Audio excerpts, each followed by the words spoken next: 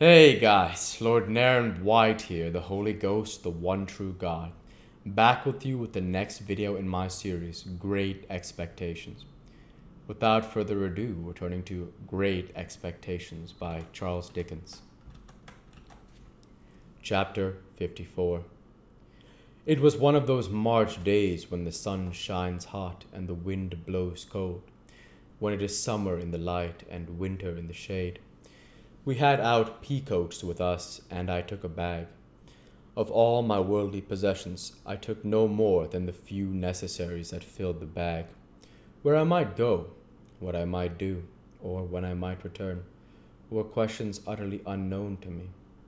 Nor did I vex my mind with them, for it was wholly set on Provis's safety. I only wondered for the passing moment, as I stopped at the door and looked back, under what altered circumstances I should next see those rooms, if ever. We loitered down to the temple stairs, and stood loitering there, as if we were not quite decided to go upon the water at all. Of course, I had taken care that the boat should be ready, and everything in order.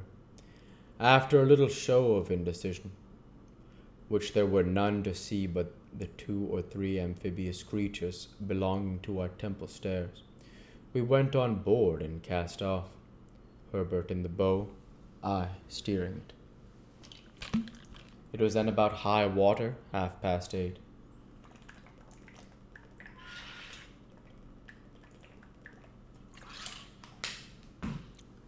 Our plan was this: the tide, beginning to run down at 9, and being with us until 3, we intended still to creep on after it had turned, and row against it until dark.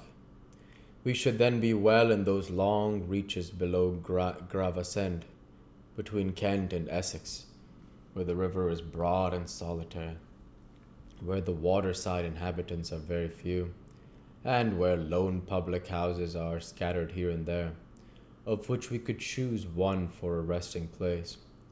There we meant to lie by all night. The steamer for Hamburg and the steamer for Rotterdam would start from London at about 9 on Thursday morning. We should know at what time to expect them, according to where we were, and would hail the first, so that if by any accident we were not taken abroad, we should have another chance. We knew the distinguishing marks of each vessel.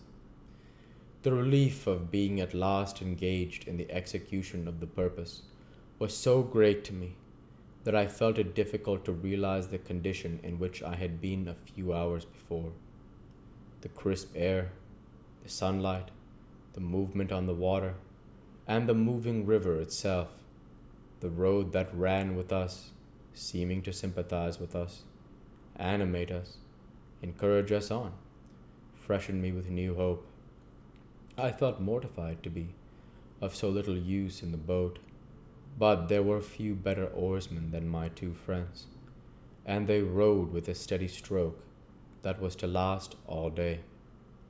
At that time, the steam traffic on the Thames was far below its present extent, and watermen's boats were far more numerous, of barges, sailing colliers, and coasting traders. There were perhaps as many as now, but of steam ships, great and small, not a tithe or a 20th part so many. Early as it was, there were plenty of scullers going here and there that morning, and plenty of barges dropping down with the tide.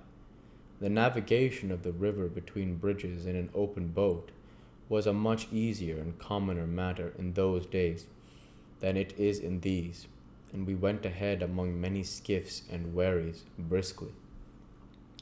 Old London Bridge was soon passed, and old Billingsgate Market with its oyster boats and Dutchmen, and the White Tower and Trader's Gate, and we were in among the tiers of shipping.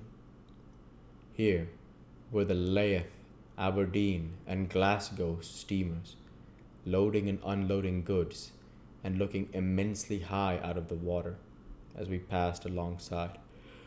Here were the colliers by the score and score, with the coal whippers plunging off stages on deck, as counterweights to measures of coal swinging up, which were then rattled over the side into barges. Here, at her moorings, was tomorrow's steamer for Rotterdam, of which we took good notice, and here tomorrow's for Hamburg, under whose bowsprit we crossed, and now, sitting in the stern, could see with a faster beating heart Mill Pond Bank and Mill Pond Stairs. "Is he there?" said Herbert. "Not yet." "Right. He was not to come down till he saw us. Can you see his signal?" "Not well from here, but I think I see it. Now I see him. Pull both. Easy, Herbert. Oars!" We touched the stairs lightly for a single moment, and he was on board, and we were off again. He had a boat cloak with him and a black canvas bag, and he looked as like a river pilot as my heart could have wished. "Dear boy," he said, putting his arm on my shoulder as he took his seat. "Faithful dear boy.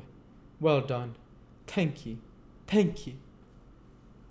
Again, among the tiers of shipping, in and out, avoiding rusty chain cables, frayed hempen hawsers, and bobbing buoys, sinking for the moment floating broken baskets, scattering floating chips of wood and shaving, cleaving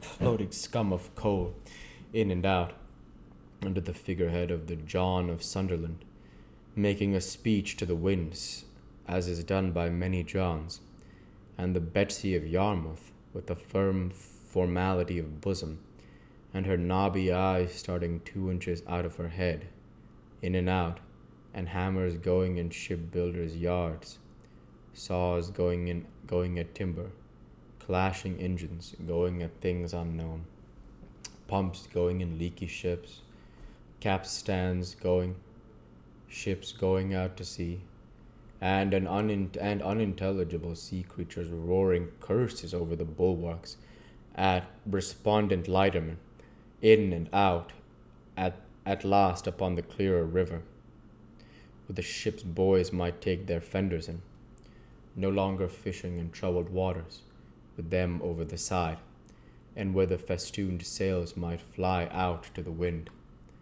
At the stairs, when we had taken him abroad, and ever since I had looked warily for any token of our being suspected. I had seen none.